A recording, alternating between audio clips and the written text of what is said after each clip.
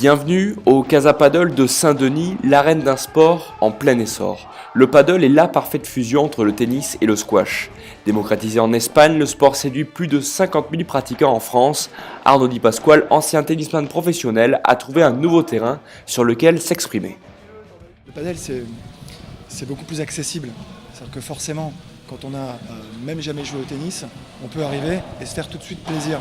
Au tennis, c'est beaucoup plus dur de commencer tard. On en met un peu partout, on peut vite se résigner. Mais j'avoue que là, si demain on me propose un tennis ou un paddle, je serais plutôt à dire que j'ai envie de faire un paddle. Mais le paddle ne s'adresse pas qu'à d'anciens joueurs de raquettes. Guillaume, 36 ans, grand amateur de sport de combat, a quitté ses gants pour laisser place à une raquette de paddle.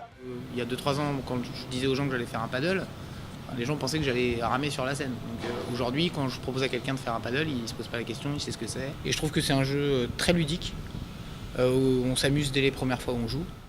Facile d'accès, convivial et étonnant, plusieurs ingrédients qui font la recette du paddle. Loïc Lepens fait partie des 10 meilleurs joueurs du pays. Il est aussi entraîneur au Casa Paddle depuis sa création en juin 2017.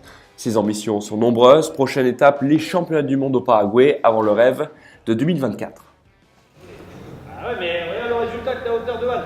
Ce qui compte, c'est ça. L'idéal, ça serait même les JO, on peut rêver quoi. Les JO, parce que là on est à Saint-Denis, parce qu'on a le village olympique qui va être à 300 mètres, voilà, pas de JO, ça peut être c'est le rêve quoi. À 7 ans des Jeux Olympiques, le compte à rebours est lancé pour un sport dans lequel le statut professionnel n'est pas encore affirmé.